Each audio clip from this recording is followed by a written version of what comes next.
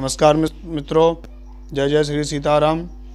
आज मैं आपको बहुत अच्छी एक बात बताने आया हूँ कि जब हम किसी ज्योतिषाचार्य पर कुंडली दिखाने जाते हैं तो ज्योतिषाचार्य कैसा होना चाहिए और किस प्रकार के ज्योतिषाचार्य को सही जानकारी हो सकती है और किस प्रकार के ज्योतिषाचार्य को अपनी कुंडली दिखानी चाहिए, इसके विषय में मैं बताऊंगा। शास्त्रों में कहा गया है कि दैवज्ञ अर्थात दैवज्ञ, भविष्यवक्ता, ज्योतिषाचार्य और इन लोगों को भविष्य का ज्ञान रहता है। भविष्य का ज्ञान तो केवल परमपिता परमेश्वर को ही रहता है, परंतु जो ऋषि मुनियों ने जो वेदों के तत्व को निकाला, वेदों के अंग हैं ज्योतिष, वेद का छठवां अंग माना जाता है ज्योतिष। मुखम व्याकरणम तस्य ज्योतिषम नेत्र मुच्यते, अर्थात वेद का ही अंग है।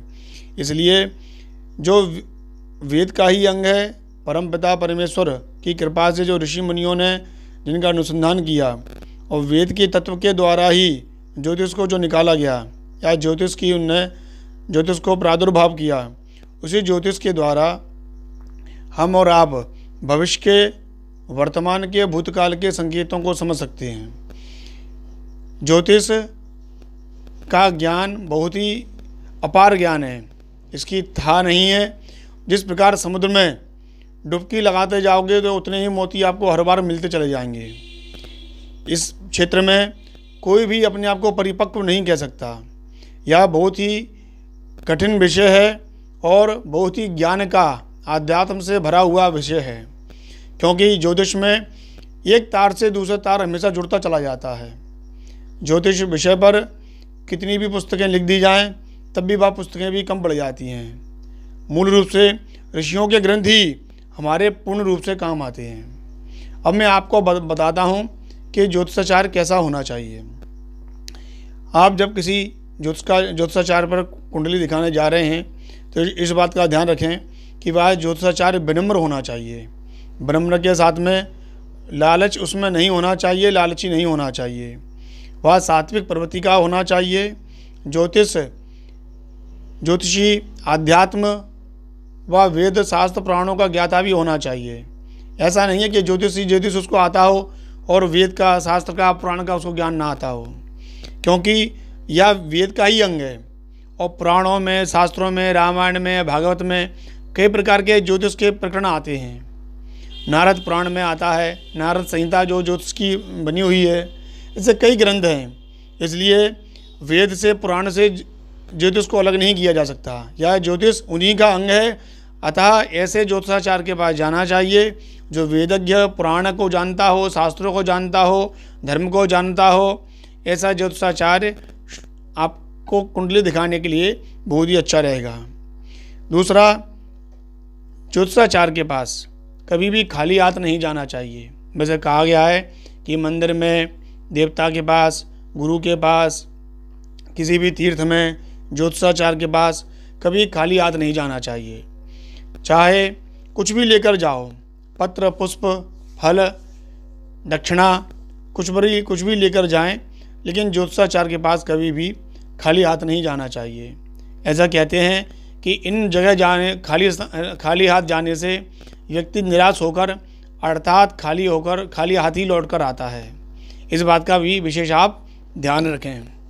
अब मैं आपको बताता हूँ, ज्योतिष संभावनाएं बताता है। हो सकता है, ऐसा हो सकता है, अर्थात इस तरह की भविष्यवाणी ज्योतिष के द्वारा की जाती है, परंतु हो ही जाएगा ये संभव नहीं है, क्योंकि या तो परमपिता परमेश्वर ही जानते हैं।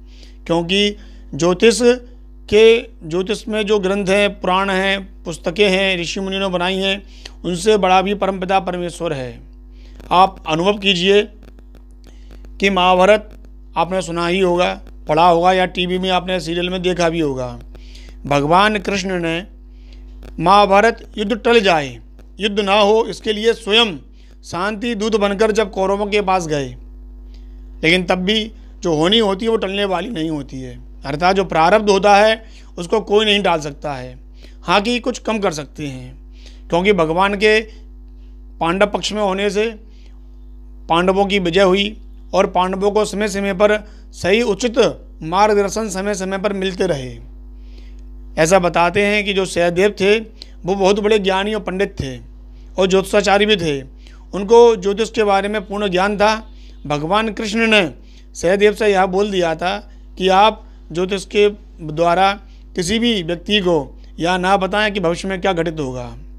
यह भगवान कृष्ण ने स्वयं बोला था। ऐसी महाभारत में कथाएं आती हैं। ज्योतिषाचार के द्वारा किसी की भी आयु गणना कभी नहीं करना चाहिए, ना ही आयु के बारे में पूछना चाहिए। आपको पूछना है तो शारीरिक रूप से कष्ट, स्वास्थ्य के लाभ के बारे में पूछें। आयु के बारे में ज्योतिषाचार्य से कभी नहीं पूछना चाहिए और ना ही ज्योतिषाचार्य को बताना चाहिए। ज्योतिष के द्वारा किए गए या बताए गए जो उपाय हैं उनको आप लोग अवश्य करें। कई बार ऐसा होता है हम कुंडली तो दिखा देते हैं, हस्तरेखा भी दिखा देते हैं, लेकिन ज्योतिषाचार्य जो वैदिक उपाय बताता है उन उपायों को हम लोग नहीं कर पाते और फिर ज्योतिष को या हिंदू धर्म को या सनातन धर्म को, वेद पुराणों को बदनाम करने की चेष्टा करते हैं। इसलिए पहले उन उपायों को करने का प्रयास करें, श्रद्धा भाव से उपाय करें, तभी वो लाभदायक होंगे, वरना उससे कोई फल नहीं आपको मिल पाएगा। मित्रों, ज्योतिष का अर्ध ज्ञान अर्थात 2, 4, 5 पुस्तकें पढ़ लेने से, उच्च ग्रह की नीच ग्रह की राशियाँ याद करने से हर कोई ज्योतिष का फलित करता है तो यह बिल्कुल गलत है, क्योंकि आधा ज्ञान बहुत ही नुकसानदायक होता है। इसलिए ज्योतिष का जो भी कार्य करते हैं, मेरे जो भी मित्र हैं, भाई हैं, बंधु हैं या जो भी हैं ज्योतिष का जो कार्य करते हैं, वो इस ज्ञान को यथासंभव प्रयास करें कि हम उसको पूर्ण रूप से पढ़ें, समझें, तभी उसका फलित करें। जो ज्योतिषाचार्य गणित नहीं जानता, अर्थात गणित जो हस्तलिखित कुंडली नहीं बना पाता या गणित करने के जिसने कभी प्रयास ही नहीं किया, केवल सॉफ्टवेयर और एप्लीकेशन पर जो आधारित होकर फलित करता है, उसका फलादेश भी निकृष्ट फलादेश माना जाता है। इसलिए गणित के बाद ही फलित आता है। इसलिए गणित में परिपक्व होना परम आवश्यक है। इसलिए गणित के बाद फलित सीखने का प्रयास करें और ज्योतिषाचार्य और फलित ही सीधा कहेगा तो फलित नहीं होगा। अन्यत्र अर्थात सभी प्रकार के ज्योतिषाचार सभी वर्णों में आजकल हो गए हैं, लेकिन शास्त्रों में कहा गया है कि ब्रह्म वाक्य जनार्दनः, जो वाणी ब्राह्मण के द्वारा फलित होती है वो अधिक फलदायी मानी जाती है। इसलिए कोशिश करें कि ज्योतिषाचार योग्य हो, वेदज्ञ हो, कर्मकांडी भी हो साथ में, और पूर्ण रूप से ब्राह्मण हो तो बहुत अच्छा रहेगा आपके फलित के लिए। क्योंकि जन्म पत्रिका, हस्तरेखा, वास्तुशास्त्र ये सब ऋषि मुनियों के द्वारा ही देन है। इनका हम धन कमाने के उद्देश्य अगर उसका उपयोग करेंगे तो यह फलदायी नहीं होता। यह तो इष्ट कृपा पर निर्भर करता है। भगवान की कृपा के द्वारा ही परोपकार के लिए ये विद्याएं मानव के लिए बनाई गई हैं। इसलिए परोपकार करते हुए अपने आजीविका का निर्वाह ज्योतिषाचार्य को करना चाहिए और कोशिश करना चाहिए कि हमारा यजमान या जो भी व्यक्ति उसके पास आ रहा है उसको हम सही मार्गदर्शन दें। ज्योतिषाचार्य को कभी भी मनगढ़ंत बातें नहीं बताना चाहिए, अर्थात शास्त्र में लिखा है वो ही बातें ज्योतिषाचार्य उस व्यक्ति के बारे में बताए, अपने मन से कुछ ना बताए। क्योंकि कल को अगर कोई ऐसी बात आती है तो शास्त्र प्रमाण ही माना जाएगा। वहाँ की ऐसे मनगढ़ंत बताने से ज्योतिष बदनाम होता है और ज्योतिष की विद्या भी लोग विश्वास करना ज्योतिष पर बंद कर देते हैं। इसलिए मनगढ़ंत बातें ना बताएं। शास्त्र में जो लिखा है, ज्योतिष के ग्रंथों में जो लिखा है, उसको फलित करके ही आप अवश्य बताएं। ज्योतिषाचार्य के पास जाते समय कभी फालतू प्रश्न नहीं करना चाहिए, अर्थात एक प्रश्न को बार बार घुमाकर नहीं पूछना चाहिए, या मुख्य रूप से आप जिन प्रश्नों के लिए आए हैं वो प्रश्न करें। शास्त्रों में कहा गया है एकम लग्नम एकम प्रश्नम। वैसे तो आप एक लग्न में एक ही प्रश्न करें तो अति उत्तम है, लेकिन अगर आपके मन में बहुत सारे प्रश्न हैं तो 3 या 4 प्रश्न आप ज्योतिषाचार्य से कर सकते हैं। मित्रों, थके हुए, दबाव में, परेशानी में और कोई ज्योतिषाचार्य हो तो उसको कुंडली नहीं दिखाना चाहिए। मान लीजिए ज्योतिषाचार्य बहुत थके हुए हैं, यार बहुत दूर से आ रहे हैं, उस समय उनकी परिस्थिति नहीं है या वो कुंडली आपकी नहीं देख सकते हैं, तो आप उनसे ज़बरदस्ती ना करें, जोर देकर कुंडली ना दिखवाएं। जब वो फ्री हों और बिल्कुल रिफ्रेश हों तब उनसे कुंडली दिखवाने का आग्रह करें।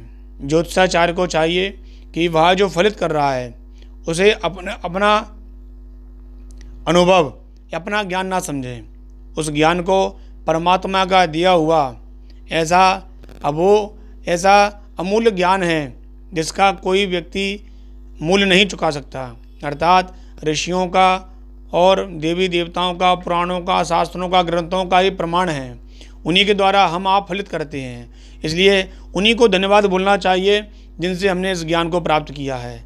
इष्ट कृपा के बिना ज्योतिष सिद्ध नहीं हो सकता है। कहा गया है इष्ट बिना सब भ्रष्ट है, ज्योतिष वैद्य फकीर। अर्थात इष्ट कृपा ज्योतिषाचार्य के ऊपर परम आवश्यक है।